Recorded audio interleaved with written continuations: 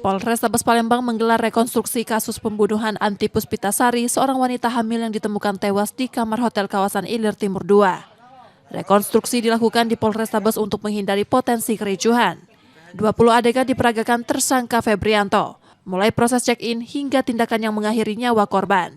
Korban dibunuh setelah menolak keinginan tersangka untuk ketiga kalinya dan mendorong tersangka agar meninggalkan kamar. Tersangka kemudian membekap mulut korban hingga pingsan dan akhirnya tewas. Tadi ada 20 adegan sudah dilakukan sama anggota kami. Oh, untuk apa reka ulang ini? Oh, untuk reka ulang sendiri setelah kami berkoordinasi dengan jaksa penuntut umum, maka itu adalah sebagai kelengkapan dari berkas, ada petunjuk dari jaksa untuk melakukan rekonstruksi. Maka kami lakukan sesuai dari jaksa. Pasal yang disangkakan ke pelaku sendiri? 338. Kuasa hukum korban menyebut mendesak hukuman maksimal. Harapannya sih hukuman mati. Pokoknya yang seadil-adilnya, yang setimpal lah. Karena kan ini bukan satu nyawa, tapi 2 nyawa. Sangat tega itu.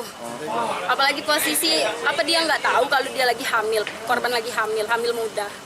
Apalagi di rekonstruksi tadi dijelaskan kan, sempat korban itu kejang-kejang dan nendang sampai itu. Berarti itu kan pas lagi saat sakit, sendirian gitu kan. Gimana, walaupun di latar belakangnya mungkin dia memang salah, korban salah. Tersangka terancam hukuman hingga 15 tahun penjara.